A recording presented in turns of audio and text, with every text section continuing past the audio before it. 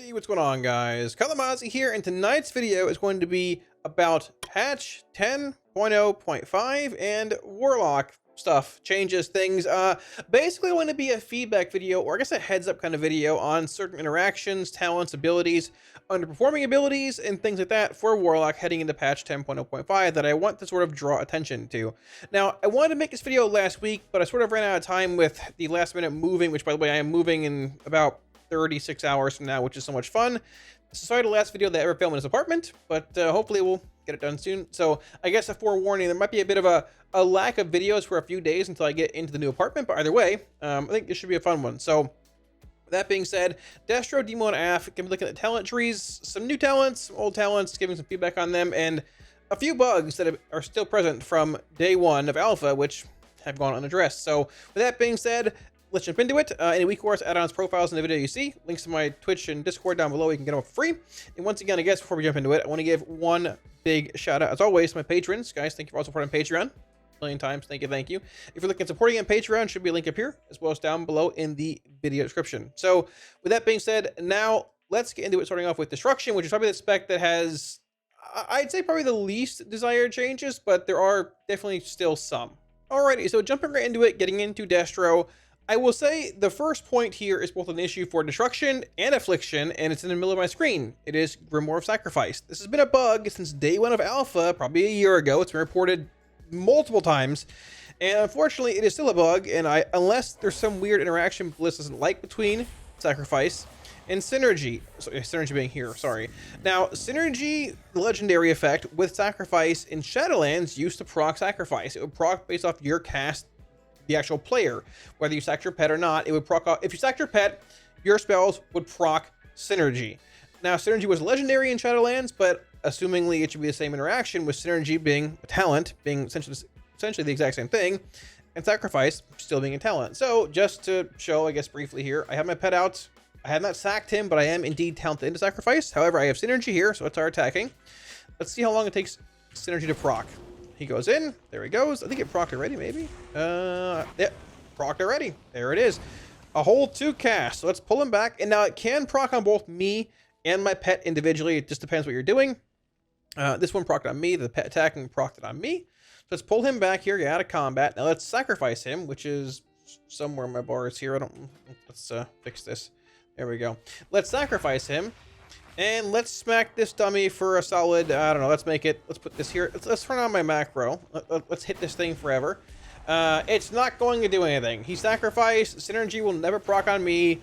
I've done this for, I don't know, 8 months now. Synergy's not going to proc. I'm going to cast Incinerate a million times. I'll even change it up and start casting Immolates. We'll start casting some Chaos Bolts. I drag Conflict off my bars here. There's a Chaos Bolt. There's a CDF. Here's even a Soulfire to kickstart my damage, and there is no Synergy proc here. So this is still a bug or an oversight, whatever you want to call it. Now, Sacrifice amounts to about, on Alpha and Beta, it was about 10% of your damage, which is more than your pet does. Now, you do indeed lose pet utility, the kick, purge, singe, magic, whatever you want, but Sacrifice did indeed amount to more damage than your pet did. Just being, you know, passive, just attacks, whatever it does. Now, it does take 1 talent point to go into Sacrifice for Destruction. Same for Affliction. It is sort of in a weird spot in the tree over here. But theoretically, there could quite possibly be a build out there with it being a DPS gain if it worked with Synergy. But unfortunately, you're never going to play this talent for Destruction or Affliction if there's anti-synergy between Synergy and Sacrifice. So please, my #1 request for this entire video, fix the Sacrifice Synergy bug with Destruction and Affliction. Okay, so moving on from that, #2, there's a couple more talents in Destro Tree that I want to talk about a bit too, and they're more like just rotational things that I feel could possibly be improved a bit.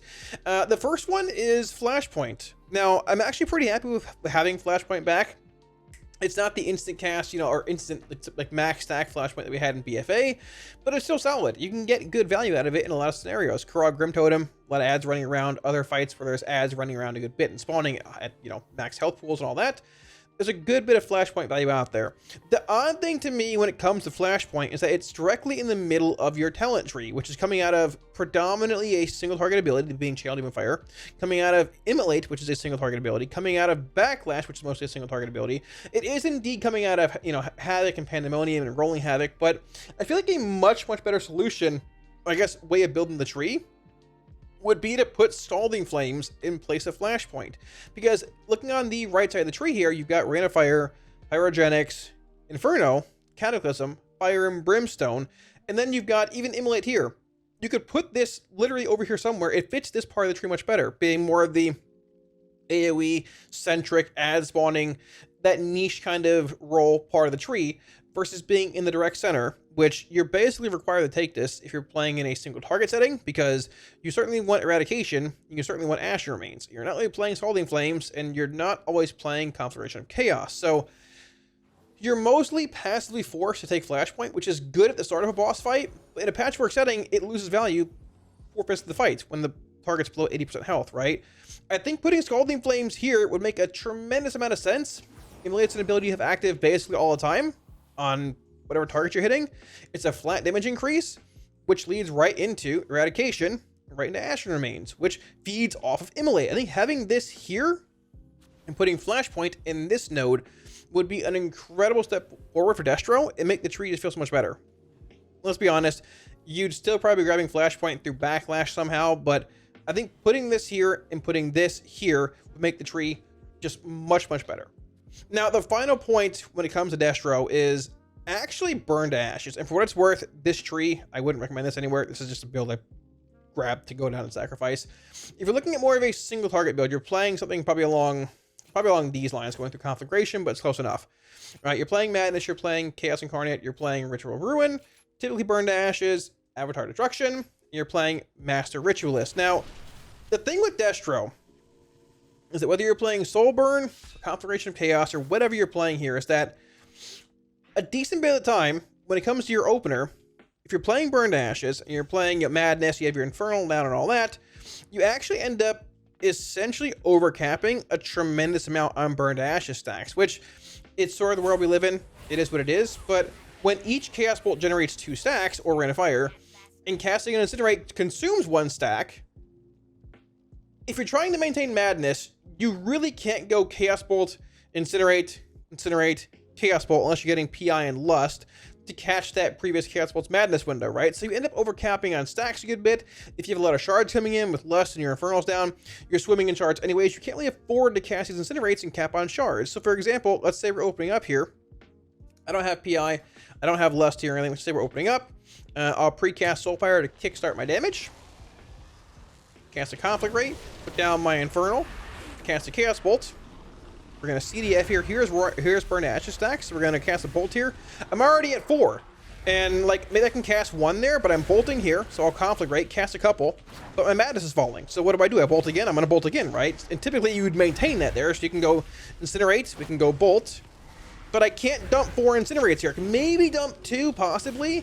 Cast a Bolt. I can maybe dump 2 more, but Immolate's falling here. I have to refresh Immolate. I have to cast a Bolt again. It's already falling, right? I feel like so often you lose out on Burn to Ashes stacks just passively due to the fact that you're maintaining Immolate, you're casting Chaos Bolt, you're casting CDF, and you're overcapping at times too. So between the overcapping on Burn to Ashes, hitting a max 4 stacks and just not being able to go past that, and not being able to use all the stacks at once, or to use 2 in between each Chaos Bolt, I don't know how to spin Burn to Ashes, but I feel like they should find some way to make the gameplay does not feel awkward. Because let's be honest, capping, Incinerate and Chaos Bolt are pretty close to one another in your damage breakdown, right? This is a bit skewed here because we're casting a bunch of bolts, but it's typically like 32% versus like 27, I think, roughly in single target. They're both very close. And when you're often overcapping or just like max capping on Burn to Ashes and not being able to dump the value out of it, it seems sort of awkward. I don't know if making it 1 stack per Chaos Bolt and buffing the damage would suffice. It might make Incinerate hit a bit too hard.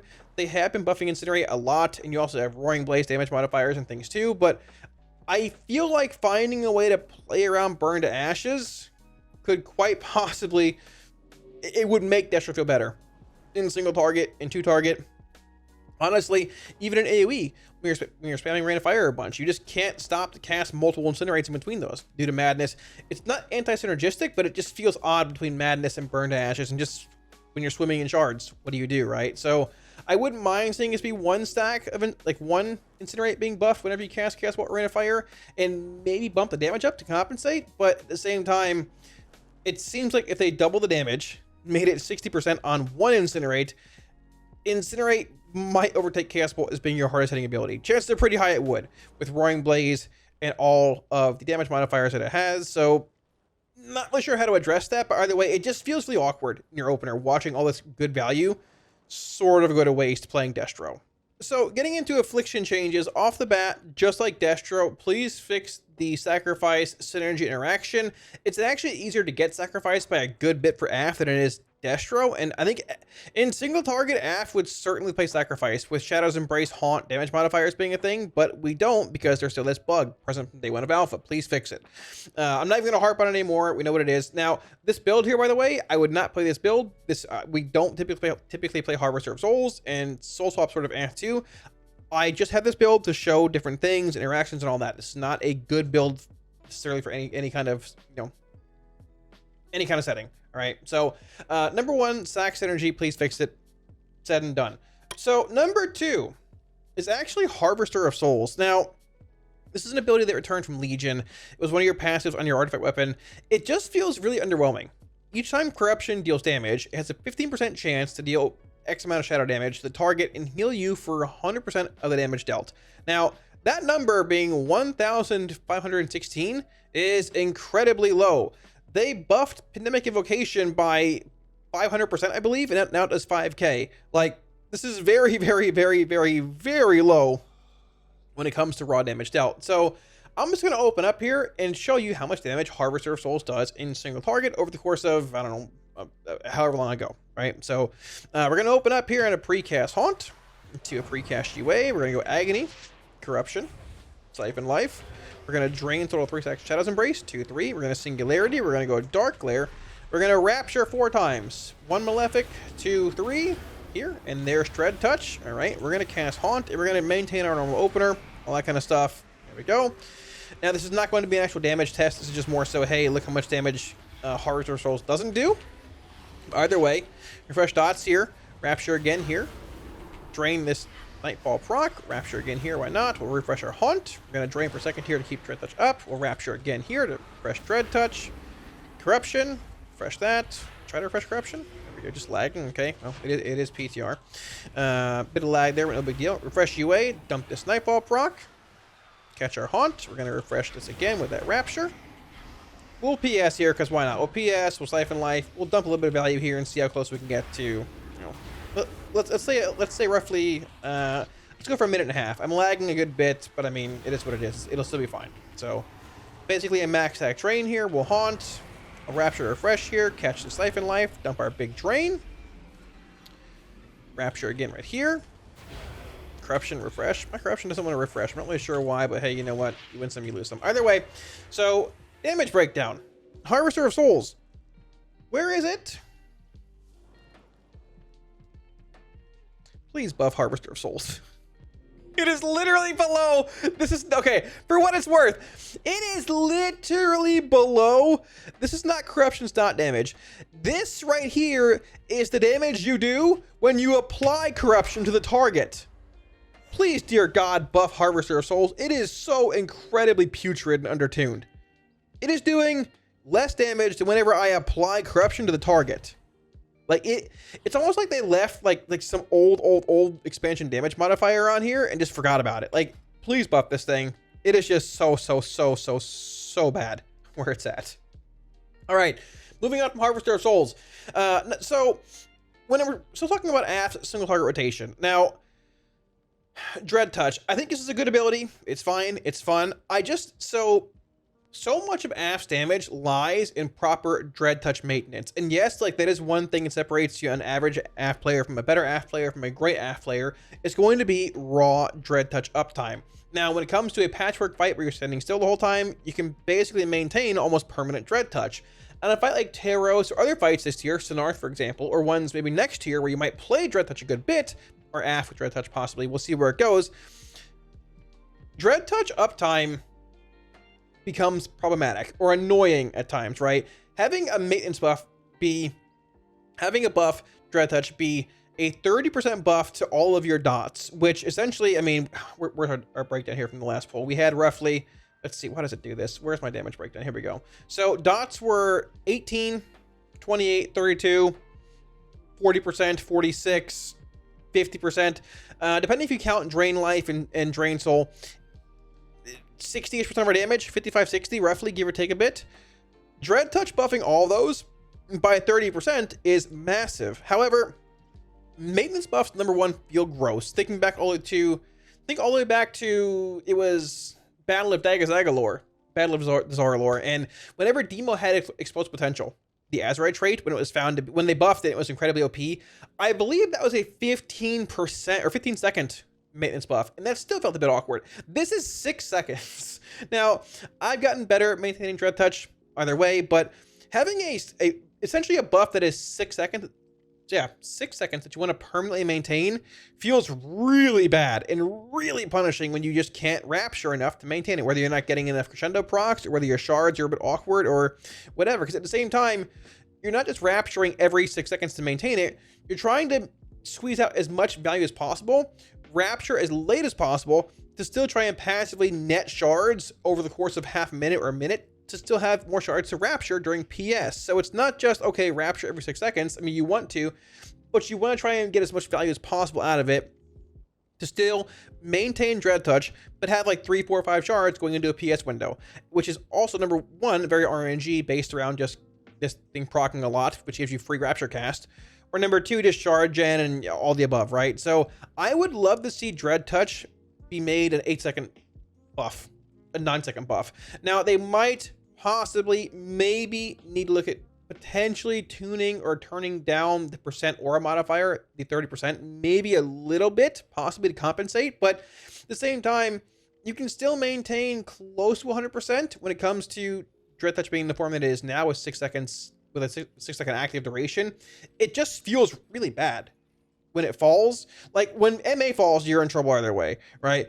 But when this thing falls and you notice it, you're trying to move for a boss mechanic, like on Taros or Cave-In or whatever, and this thing falls, it feels really bad. Because like, oh, my dots are all doing 30% less damage. You can plan for it ahead of time, yes, but at times it's hard to plan for those things with random mechanics or RNG. So I'd love to see Dread Touch be made 8 seconds, if not 10 seconds. 10 could be a bit much, but at least 8 seconds as far as a maintenance buff is concerned.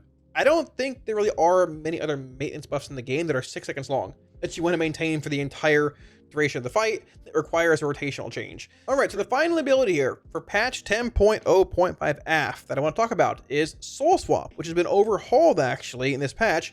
It still costs 1 soul shard, half-a-minute cooldown, but it now copies your dots from a target and holds them for 10 seconds. Whenever you cast it again, it will exhale them onto a new target. Now, it's like Legion WoD Soul Swap, sort of, right?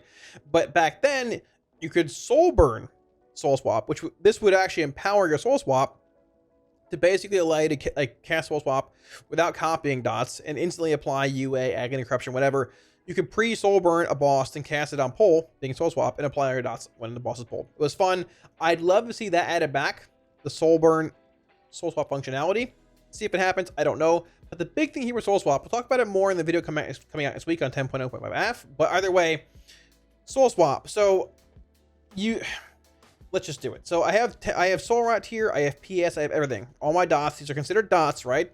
So I'm going to Dark Lair, copy all the dots, then quickly apply the dots to a target over here somewhere. Watch what gets transferred. All right, so we're going to precast Haunt. I'll talk about it later, it's fine. UA, Corruption's having a hard time applying here. It's finally applied now. Cool, that's great. We're gonna cast Siphon Life, Singularity, Soul Rot, Dark Lair. Copy here. We're gonna lag for a second. That's how it is. Exhale. Watch what it exhales. There's 2 haunts. Haunt, haunt. There's 2 haunts, right? But it doesn't copy Singularity. It doesn't copy Soul Rot. It only copies these 4 dots. Why it doesn't copy Singularity or Soul Rot, I don't know.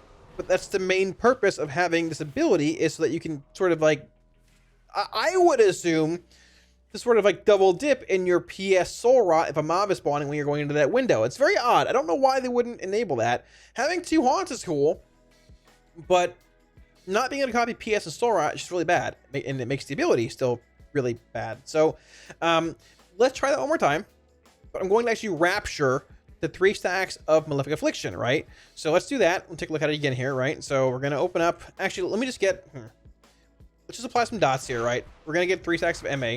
Corruption's having a hard time applying here. I don't know why, but there's that. So we're going to go UA. We're going to rapture a little bit, right? So now, spoilers ahead, it does indeed maintain Malefic Affliction, which is very cool. However, it transfers your unstable affliction to the target, which is very, very weird, because you might not want to do that at times either. But back when Soul Swap was a thing in Legion, you had multiple UAs. You don't have that anymore. So this current version of Soul Swap is still awkward and probably not optimal, if you want to use that terminology, right? So let's reapply dots here. Trying to reapply corruption. Siphon Life. We'll go UA again. We'll haunt. We'll PS. We'll soul rot. Watch our stacks here. We're going to Soul Swap again. Swap it over here. So it does move the UA, but it maintains the stacks. Now I'll rapture. And there's Shred Touch, right? But there's not double UA here. It's only 1. And once again, no copy of PS or Soul Rot. So it's very, very odd. It almost feels like the same version we had in 10.0, just arguably worse. Because like now you're being teased by being able to copy PS and Soul Rot, but you actually can't. Plus it moves your UA around, which is very awkward. Same way in 10.0, but honestly, I without this having any kind of Phantom Singularity, Soul Rot functionality, it's probably still a dead ability. If they make it empower or be empowerable by Soulburn, that'd be pretty cool. But in this current form, it's probably still a dead ability. Oh, and by the way, check this out too. Not just all that. Let me apply an Agony here. I'm also having a hard time applying on beta. Or PTR. I don't know why. Let's stack this thing to max stacks. Apply a few copies here, right? 13, 14. Close enough, right? 18 stacks. Let's soul swap. 18 stacks, right? Let's go over here. Soul swap. 4 stacks. It also doesn't copy stacks of Agony. This ability is just not very good still. It's very, very cool. Thematically, it's awesome. An iconic ability, but if it's going to be so neutered from what it used to be, just delete it and make it a different ability, because it's just embarrassing at this point. So hopefully these changes are coming, haven't been applied yet to PTR, but if it stays in this form with min stack Agonies, no PS interaction, no Soul Rot interaction, the weird moving of UA with, Legion, you have multiple UAs. You're limited to 1 in PvE, in Dragonflight, right? Which can sort of scuff things. At the same time, if your target dies with a UA on it, you don't reapply it to your other target over here, you drop all your MA stacks. It's just incredibly clunky. It needs a lot of help. So please, Blizz, look at Soul Swap. All right, and when it comes to Demonology being, I guess, the final spec here to give some feedback on, there are a few talent nodes that I would like to see get some help, but I'm not sure if they're going to. I think number 1, everyone can probably agree on, is Hounds of War. Hounds of War is very, very cool. It fits the big dog build, even though it's been nerfed a bunch. You have all the interactions between Dreadlash, Carnivorous Stalkers, your third dog. You have, I guess, not really much synergy here, but still it's there, right? FTS. There's so much interactions, but so many interactions, I guess, between Hounds of War and other abilities here, right? Now, that's cool. That's awesome. But at the same time, this ability, I feel, is incredibly undertuned. But I think it has to be because of the fact that if you chain Hounds of War procs almost back to back, it gives an incredible amount of value. Having, let's say, for example, if you chain Hounds of War almost 2 Shadowbolt casts in a row, if you go like Shadowbolt, Dogs for reset, Shadowbolt, Dogs again for a reset, that gives you 9 Dreadstalkers. Maybe if it happens in a Tyrant window, you have 9 dogs out, which would be 12 at a certain point in your Tyrant, which is like insane permanent FTS uptime, a million Carnivorous rechomps, insane value from just Rip Through the Portal being a third dog, a bunch of Dreadlash value, right? So like the bar is so high with potential damage due to all this energy here, they almost have to undertune Hounds of War, I feel like. But if you have to undertune the ability so much, I think you just probably end up needing to overhaul it, change it, something. Because if it's that dangerous, like, I guess dangerous is a word I can use, like, it's very cool. Thematically, it's awesome, but I get they want to sort of like, reel it in, put it on a short leash. It's actually not a pun, but that sort of works. Good Lord. Either way, I don't think there's a whole lot of leeway with Hounds of War, just due to how strong it could be in certain settings with the right procs, RNG.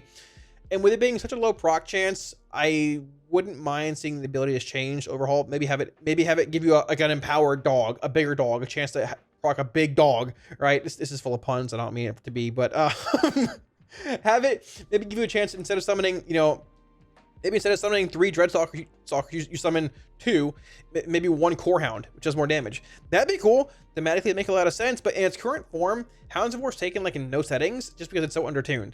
But you really can't tune it a whole lot. I guess buff it, because if you do, it becomes too OP. So it's a fine line to walk. I think thematically, maybe just making it give you a Core Hound instead of a, you know, a 3rd dog if it procs, right? Or give you something. They can find some way to make it work. But where it is now, it's just very undertuned and not very exciting, honestly. So now, number 2, to a similar extent, Pact of the Imp Mother. This was initially a trait in the actual class tree over here when we had packs. They removed the Pact of the Eridar, Pact of Anilian, and they had Pact of the Imp Mother, I think, right here. They removed Anilian and Eridar, but kept Imp Mother in the demo tree and made it whenever hand duel, then you cast one, it has a 5% chance, or 10% with 2 points in it, to cast a second time on your target for free. Now, there is a similar story to both like this and Hounds of War with the synergies it has here. It indeed can summon Imp Gang bosses. It can indeed proc multiple times in a row, giving you a lot of Tyrant value and all that. But I feel like Pact of the Imp Mother is just taken in no scenarios, not even in spots where you play Imp Gang boss, due to how low the proc rate is, due to RNG, due to just not being exceptionally strong really in any setting, right? I mean, RNG is RNG, but in the end, you want to have at least some kind of decent RNG, a chance to guarantee some kind of, maybe some kind of just, what's the word I'm looking for? Some kind of just consistency, right? And Pact is not consistent, which sort of is built into what it is, but it's just not consistent. It's undertuned. Honestly, like, yeah, your imps do a bit more if they're Imp Gang bosses, but even in the end, you don't even play Imp Gang boss in single target builds. You play it in the cleave build, which is fine, but I feel like they could buff Pact of the Imp Mother a bit. Maybe like 8% at rank 1, so 16 at rank 2 wouldn't be that bad, and it might add enough value to make it worthwhile. But seeing as how undertuned just certain things are in the demo tree in general, like if you're not playing Nether Portal, like you're not doing much single target damage in the first place, right? They could probably buff it a good bit, and maybe then see some play. But if you're not playing Portal in the demo tree, and like if you're not playing like Sack Souls, Fell Covenant to a similar extent in single target, your damage is sort of lackluster compared to other specs, right? Now, I think that stems a bit from our third ability here I want to talk about, being Reign of Tyranny. Reign of Tyranny is like Demonic Consumption. It was meant to be Demonic Consumption's replacement. It is Demonic Consumption's replacement, right? But it is so undertuned. It was so terrible in alpha and beta. They buffed it a handful of times, but we still just play Wilfrid's or Grand Warlock's design basically everywhere, even with other Portal builds, right? Which is awkward because you have this odd sequence of having Tyrant at, you know, 0, like 110, 220, then 340, right? So you're Tyranting at like 220, but you have Portal at 3, so you're holding it for like, I don't know, half a minute till you get Tyrant again.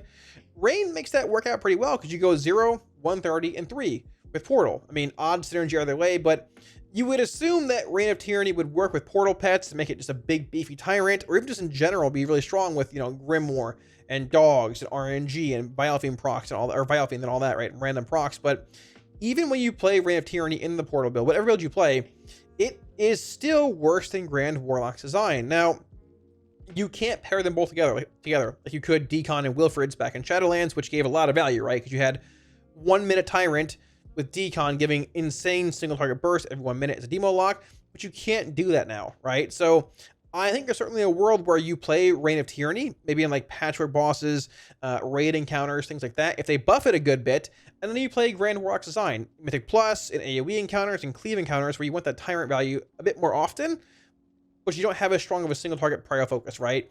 But unfortunately, in its current form, Reign of Tyranny just is not played anywhere. It needs buffs. It needs buffs to be competitive, and it's a cool ability. It would make Portal feel better, essentially, sort of, too, but it's sort of just gone without any attention for the past, I don't know, 4 months. Demo is the one spec that didn't get any buffs in 10.0.5, or even like, I guess, last week with the Destro app buffs that came in. It is currently the worst spec in single target Sims. Now, Sims and actuality are two different things, but Reign of Tyranny could certainly use a buff when it comes to demo stuff. And I don't, it just needs it, right? Like, there are certain settings where you want Reign, certain places you want Grand Warlock's design, but currently you play Grand Warlock's design literally everywhere. So the final ability here, number 4, is going to be Guillotine. Now, Guillotine is honestly not even really played. Like, it's being played in certain settings, but honestly, the longer this patch goes on, the less and less we're seeing Guillotine. In your single target build, you play Portal, you play Tyrant, you play Entoran into Expendables. You don't play Infernal Command, you don't play Guillotine. If you're in Mythic Plus, in a cleave build like this, you're typically playing Portal, Tyrant, and this. Some builds do play Guillotine, but honestly, even recently, we've seen more builds just opting to play a build like, I think like this, where you're going into like Infernal Command, it's grabbing Fellmight and Felsunder. You're not even playing Guillotine in these large AoE settings because it's just so mediocre in damage. It's a small radius, mobs get pulled out of it 9 times out of 10. It's a 45-second cooldown. You can't Fellstorm, you can't Fellmight, or you can't Fellstorm, you can't Demonic Strength during it. It's just awkward. And I don't know how to correct it, right? I mean, number one, change the name back to Hold This For Me. It was much cooler. But memes aside, like, I wouldn't mind seeing a radius increase. I wouldn't mind seeing a visual, I guess, change where it's easier to see it being down on the floor. You have a similar problem with Rain of Fire too for Destro, but with Destro, you can cast multiple Rain of Fires, and they stack. With Guillotine, you can't do that. If you put it down and mobs get pulled out of it, it's just game over, right? Number two, even when you put it down in large AoE, it's not like you're hitting a Fellstorm or a Demonic Strength, right? If you have the option of hitting Demonic Strength or Guillotine in a large AoE pull off the bat, you hit Strength every single time first, and it does infinitely more damage than Guillotine does. You put Guillotine down and barely even see an increase in your damage in AoE. It's undertuned, the radius is too small, and it's hard to see. So I wouldn't mind seeing it buffed a bit in multiple areas, but I guess we'll see where it goes. Demo overall is still, I think, pretty well-rounded, but there are a few nodes like Guillotine, Hounds of War, Pact of the Antmother, and Reign of Tyranny that certainly need some attention heading into patch 10.0.5. So yeah, that should wrap it up. Thanks for watching, guys. Hopefully that you enjoyed the video, and I guess, I don't know, I enjoyed making it. Hopefully, maybe somewhere, possibly, potentially, somewhere, somehow, maybe, I don't know, something gets to somebody, and maybe the change can be made before patch 10.0.5 hits. I'm not sure. We'll see, but either way, well, we'll see where it goes. So, memes from last video, it is what it is, but thanks for watching, dudes. My apologies if the video seemed a bit rushed. I wanted to get it out for a while. I'm a little behind on it, but I am moving in like 32 hours, and I really want to get it out before I move because chances are high I won't be around for a few days. But 10.0.5 hits in about a week and a couple of days, and I'm pretty excited for it. Ash getting some decent buffs with Malignancy stuff and PI and all that. Destro's been buffed last week, doing pretty well, and Demo's still Demo. But yeah, I think, like I said, every single spec has some changes, that some things that can be buffed, at least looked at, right? Whether it's Dread Touch, Raw Duration, Reign of Tyranny, Scalding Flames, Flashpoint, all that for Destro.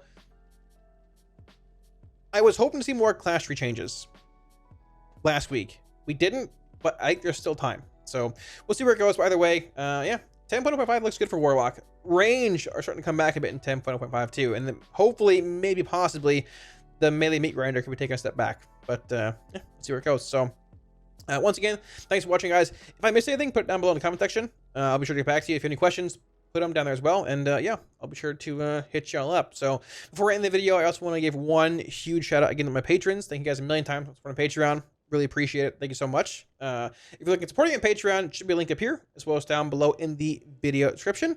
With that being said, thanks for watching, guys. Yeah, like I said, 10.0.5 in about a week and a half. I will indeed be back before then. Next week's video, one of them, is going to be a sort of a deep dive looking at 10.0.5 Affliction, because once again, Focus Malignancy is coming around. PI is getting buffed and moved. We're losing Soul Tap, and I mean, you know, it is what it is. Soul Tap pretty much ended up being a pretty big dud comparatively to where we thought it would be. But either way, AF's getting big changes, and yeah, I'm playing Demo currently on Mythic Razagath, but that might maybe possibly change with patch 10.0.5 in a week and a half. So we'll see where it goes. With that being said, thanks for watching, guys, and I'll catch you all again soon on stream. Peace.